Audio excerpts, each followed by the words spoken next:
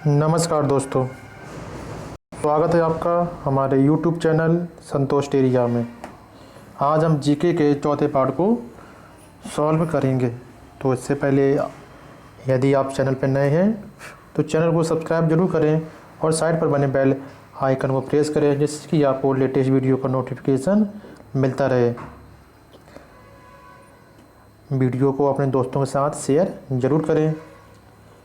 इस वीडियो की पीडीएफ आपको नीचे डिस्क्रिप्शन बॉक्स पर टेलीग्राम पे मिल जाएगी। पीडीएफ का कोई भी चार्ज आपसे नहीं लिया जाएगा, ठीक है। तो आप टेलीग्राम पे जाकर वहाँ पे ज्वाइन होके पीडीएफ प्राप्त कर सकते हैं। तो आइए देखते हैं आज के क्वेश्चंस। पहला क्वेश्चन है, विश्व प्रसिद्ध मक्का मंडी कहाँ स्थित है? तो विश्व प्रसिद्ध मक्का मंडी कहाँ स्थित है? Saint Louis. सेंट लुइस शहर में, ब्राज़ील का शहर है सेंट लुइस, वहाँ पर विश्व प्रसिद्ध मक्का मंडी स्थित है। सेंट लुइस को मक्का मंडी के नाम से जाना जाता है। अगला क्वेश्चन है, रेड इंडियन एवं नीग्रो जनजाति कहाँ पाई जाती है? तो कहाँ पाई जाती है? उत्तरी अमेरिका में रेड इंडियन एवं नीग्रो जनजाति पाई जाती है। अगला क्वेश्चन देखते हैं, विषुवत रेखा को 2 बार कौन सी नदी काटती है? तो कौन सी नदी काटती है विषुवत रेखा को 2 बार? कांगो नदी। कांगो नदी विषुवत रेखा को 2 बार काटती है। अगला है, कौन सी नदी मकर रेखा को 2 बार काटती है? तो लिम्पोपो रेखा को 2 बार काटती है, ठीक है। अगला क्वेश्चन देखते हैं। क्वेश्चन नंबर नेक्स्ट है, कौन सी नदी कर्क रेखा को 2 बार काटती है?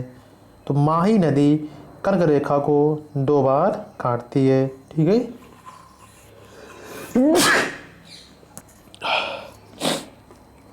तो याद रखिए दोस्तों, लिम्पोपो नदी मकर रेखा को, माही नदी कर्क रेखा को तथा विषुवत रेखा को कौन सी नदी काटती है? कांगो नदी, ठीक है। विषुवत रेखा को कांगो नदी 2 बार काटती है, मकर रेखा को लिम्पोपो नदी 2 बार काटती है तथा कर्क रेखा को माही नदी 2 बार काटती है। अगला क्वेश्चन है, सार्कैसो सागर कहाँ स्थित है? तो कहाँ स्थित है? अटलांटिक महासागर में स्थित है।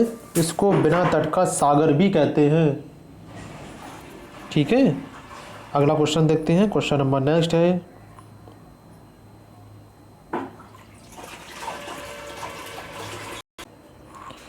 अगला क्वेश्चन देखते हैं, वायुयान वायुमंडल की कौन सी परत में उड़ान भरता है?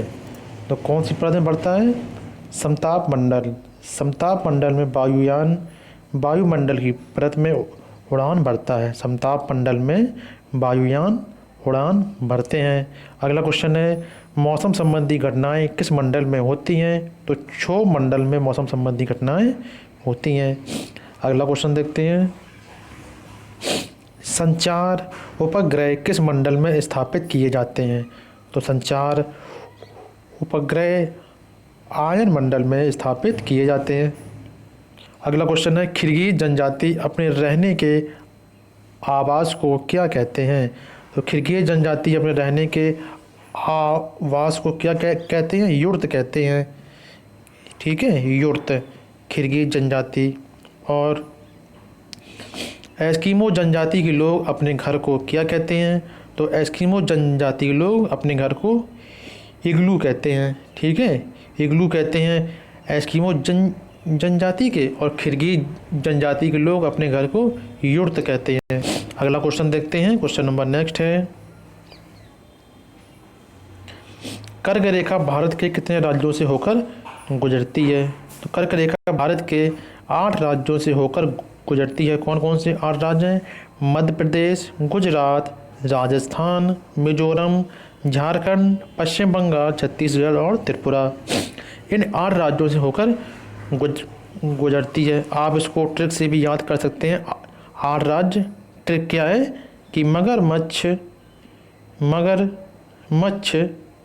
झपटा, मगरमच्छ झपटा, ठीक है।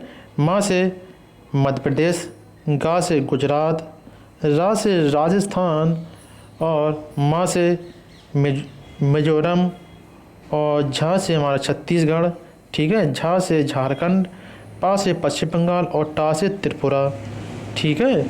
मगरमच्छ जपटा, 8 राज्य हो गए। कर्क रेखा भारत के 8 राज्यों से गुजरती है, ठीक है।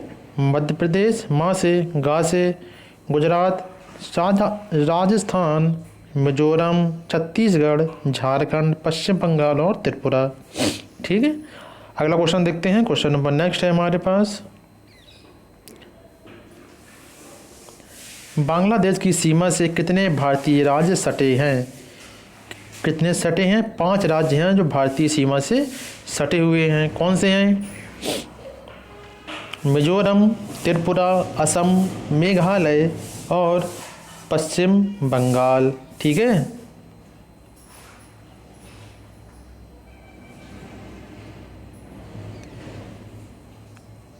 ये 5 राज्य हैं, मिजोरम, त्रिपुरा, असम, मेघालय और पश्चिम बंगाल। अगला क्वेश्चन है, पाकिस्तान की सीमा से कितने राज्य सटे हुए हैं? तो 4 राज्य पाकिस्तान की सीमा से सटे हैं। कौन कौन से हैं? गुजरात, जम्मू कश्मीर, पंजाब और राजस्थान, ठीक है। अगला क्वेश्चन देखते हैं, चीन की सीमा से कितने भारतीय राज्य सटे हुए हैं? तो चीन की सीमा से 5 राज्य हैं, जो कि जम्मू कश्मीर है, हिमाचल प्रदेश, उत्तराखंड, सिक्किम और अरुणाचल प्रदेश, ठीक है। ये 5 राज्य हैं। कौन कौन से? जम्मू कश्मीर है, हिमाचल प्रदेश, उत्तराखंड, सिक्किम और अरुणाचल प्रदेश। अगला क्वेश्चन है, गंगा नदी को बांग्लादेश में क्या कहा जाता है? तो गंगा नदी को बांग्लादेश में क्या कहते हैं? पद्मा कहते हैं, ठीक है। पद्मा नदी कहते हैं गंगा को बांग्लादेश में। अगला क्वेश्चन देखते हैं, ब्रह्मपुत्र नदी को बांग्लादेश में क्या कहा जाता है? तो ब्रह्मपुत्र को बांग्लादेश में जमुना कहते हैं, ठीक है, जमुना कहते हैं। अगला क्वेश्चन है, भारत की प्रथम जल विद्युत परियोजना कौन सी थी? कौन सी थी? शिव समुद्रम जलप्रपात परियोजना भारत की प्रथम जल विद्युत परियोजना थी। अगला क्वेश्चन है, उत्तर भारत में शीत ऋतु में वर्षा क्यों होती है? क्यों होती है? पश्चिमी विक्षोभ या जेट स्ट्रीम के कारण उत्तर भारत में शीत ऋतु में वर्षा होती है, पश्चिमी विक्षोभ या जेट स्ट्रीम के कारण। अगला क्वेश्चन है, ग्रीष्म ऋतु में चलने वाली तीव्र हवा को पश्चिम बंगाल में क्या कहा जाता है? क्या कहते हैं? तो क्या कहते हैं उनको? उसको कहते हैं काल बैसाखी, ठीक है। पश्चिम बंगाल में ग्रीष्म काल में चलने वाली तीव्र वायु को काल बैसाखी कहते हैं।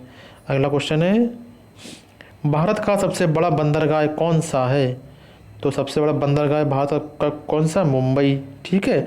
और यदि पूछ दिया जाए कि सबसे गहरा प्राकृतिक बंदरगाह कौन सा है, तो सबसे गहरा प्राकृतिक बंदरगाह जो है वो है विशाखापट्टनम, ठीक है। सबसे गहरा प्राकृतिक बंदरगाह जो है वो विशाखापट्टनम है, ठीक है,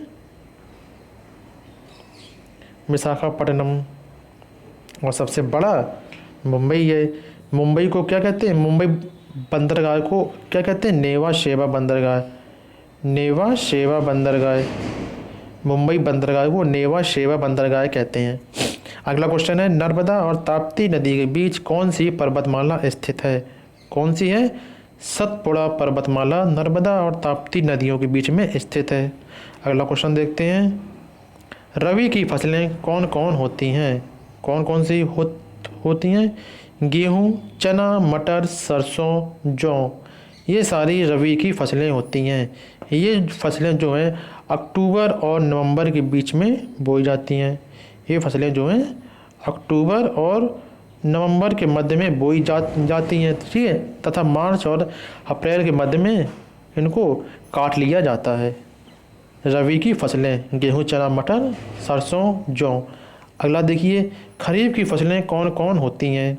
तो खरीफ की फसलों में कौन कौन आते हैं? जैसे ज्वार है, बाजरा, मक्का, धान, तिलहन, ये हमारे खरीफ की फसलों में आते हैं, ठीक है। इनको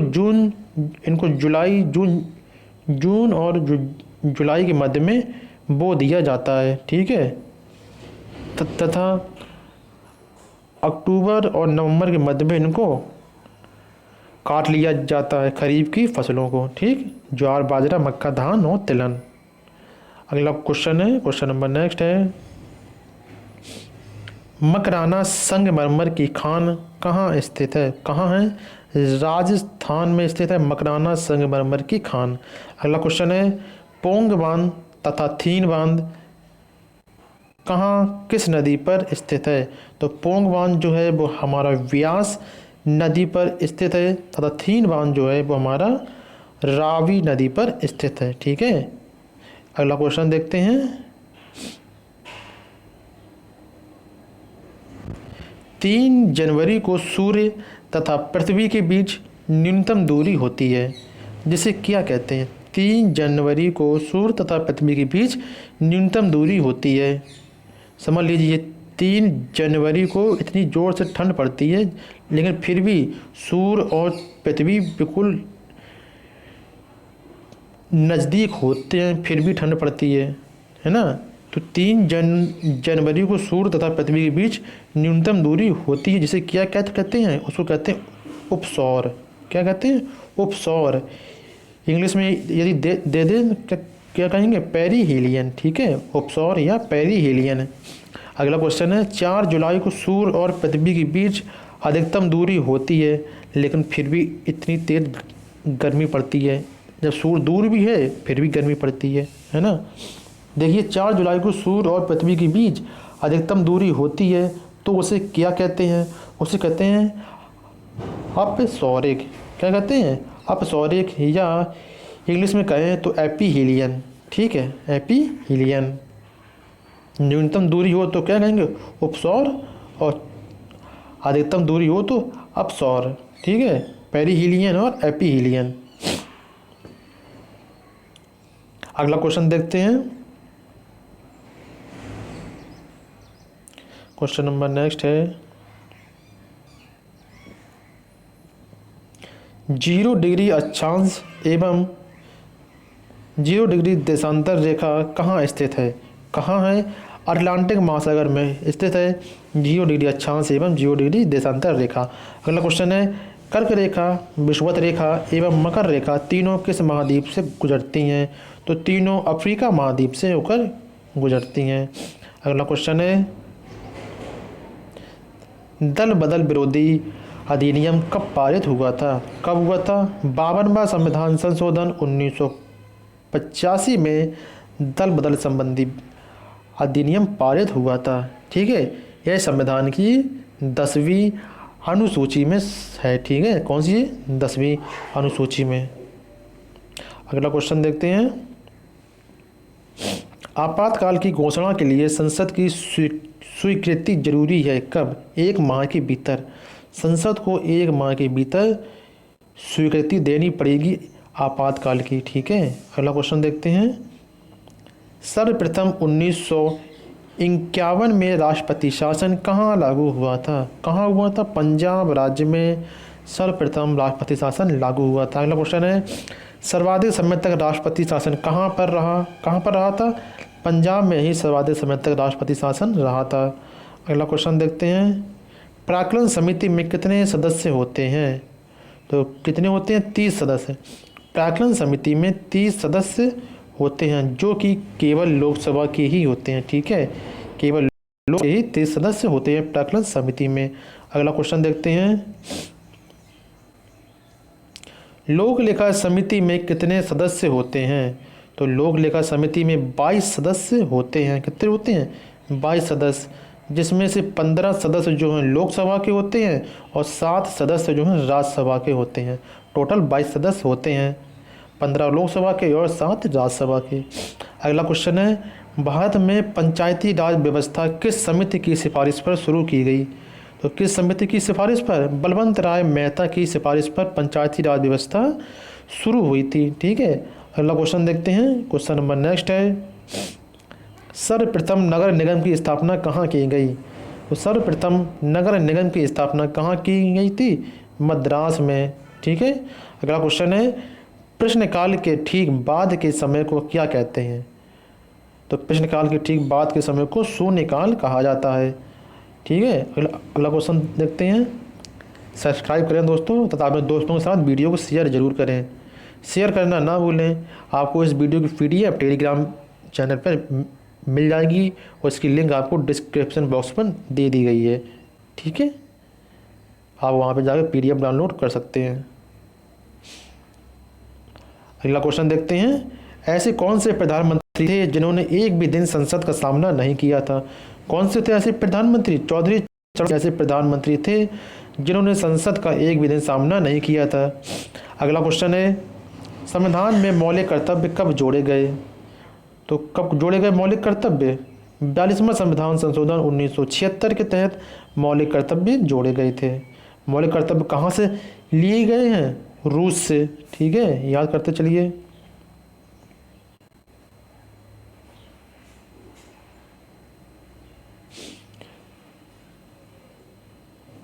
अगला है, संपत्ति के अधिकार को मूल अधिकार से हटाकर विधिक अधिकार अनुच्छेद 300A में कर दिया गया किस संविधान संशोधन के तहत? ठीक है, तो 44वें संविधान संशोधन 1978 के तहत संपत्ति का जो मूल अधिकार था उसको हटा दिया गया और क्या कहाँ पे रख दिया गया? विधिक अधिकार अनुच्छेद 300A में। ठीक है, पहले संपत्ति का अधिकार मूल अधिकार हुआ करता था।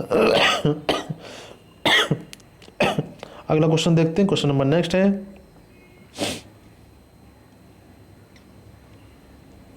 मतदान करने की आयु 21 वर्ष से घटाकर 18 वर्ष कर दी गई है। तो किस संशोधन के तहत?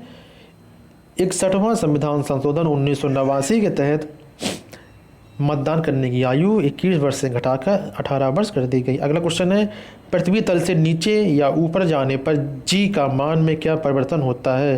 तो जी का मान घटता है, ऊपर जाएं या नीचे जाएं। ठीक है, अगला क्वेश्चन है, ताप बढ़ने पर द्रव्य की श्यानता में क्या परिवर्तन होता है? ताप बढ़ने पर द्रव्य की श्यानता में क्या परिवर्तन होता है? तो क्या होता है? श्यानता घट जाती है। ताप बढ़ने पर द्रव्य की श्यानता घट जाती है। अगला है, ताप बढ़ने पर गैस की श्यानता में क्या परिवर्तन होता है? तो ताप बढ़ने पर गैस की श्यानता बढ़ जाती है। ठीक है, जो जबकि द्रव्य की घट जाती है। अगला क्वेश्चन देखते हैं, आदिश राशि कौन सी है? इससे क्वेश्चन जरूर पूछा जाता है। ठीक है, इम्पोर्टेंट है आदिश राशि और सदिश राशि। तो आदिश राशि कौन सी होती हैं? जैसे चाल, समय, दूरी, द्रव्यमान, ऊर्जा, आवेश, विभव, विद्युत धारा आदि। ठीक है, इनको याद करना पड़ेगा आपको। चाल, समय, दूरी। ठीक है जी, याद हो गया? चाल, समय, दूरी। उसके बाद द्रव्यमान, ऊर्जा, आवेश, विभव, विद्युत धारा। ठीक है, अगला देखते हैं, आदिश राशि कौन कौन होती हैं? तो वेग, विस्थापन, बल और बल आघूर्ण। ठीक है, ये हमारी सदिश राशियाँ होती हैं, वेग, विस्थापन, बल इत्यादि। अगला क्वेश्चन देखते हैं, वस्तुओं में जड़त्व का गुण किस पर निर्भर करता है? तो वस्तुओं में जड़त्व का गुण वस्तु के द्रव्यमान पर निर्भर करता है। ठीक है, अगला क्वेश्चन देखते हैं, प्रकाश का सबसे अच्छा प्रवर्तक कौन सा दर्पण माना जाता है? तो प्रकाश का सबसे अच्छा परावर्तक समतल दर्पण माना जाता है। ठीक है, समतल दर्पण। अगला क्वेश्चन है, चंद्रमा से परावर्तित प्रकाश को पृथ्वी तक आने में कितना समय लगता है? तो 499 सेकेंड का समय लगता है चंद्रमा से परावर्तित प्रकाश को पृथ्वी तक आने में, 499 सेकेंड। ठीक है, इसको यदि हम मिनट में चेंज करें तो 60 का भाग दे देंगे तो 8 मिनट 19 सेकेंड। ठीक है, 8 छंग 48, 8 मिनट 19 सेकेंड। शेयर करें दोस्तों, अपने दोस्तों के साथ वीडियो को शेयर जरूर करें। शेयर करते चलें तथा वीडियो को एक लाइक और कमेंट बॉक्स में कमेंट जरूर करें। अगला क्वेश्चन देखते हैं, क्वेश्चन नंबर नेक्स्ट है, शेयर करना ना भूलें, शेयर जरूर करें। किस रंग का अपवर्तनांक सबसे कम होता है?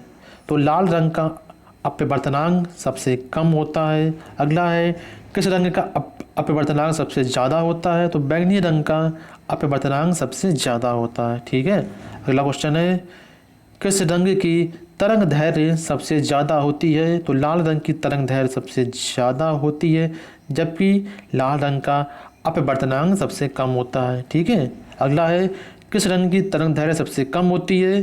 तो बैंगनी रंग की तरंग दैर्घ्य सबसे कम होती है, जबकि अपवर्तनांक बैंगनी रंग का सबसे ज़्यादा होता है। ठीक है। अगला है, तापमान के बढ़ने के साथ साथ अपवर्तनांक में क्या परिवर्तन होता है? तो तापमान के बढ़ने के साथ साथ अपवर्तनांक घटता जाता है। ठीक है। अप तापमान के बढ़ने के साथ साथ अपवर्तनांक घटता जाता है। ठीक। तो दोस्तों, आपको ये वीडियो कैसा लगा हमको कमेंट बॉक्स में ज़रूर बताएं। यदि आपने अभी तक चैनल को सब्सक्राइब नहीं किया है तो सब्सक्राइब जरूर करें और वीडियो को अपने दोस्तों के साथ शेयर करें। शेयर करना ना भूलें, शेयर ज़रूर करें। ठीक है। तो आज के लिए बस इतना ही। जय हिंद।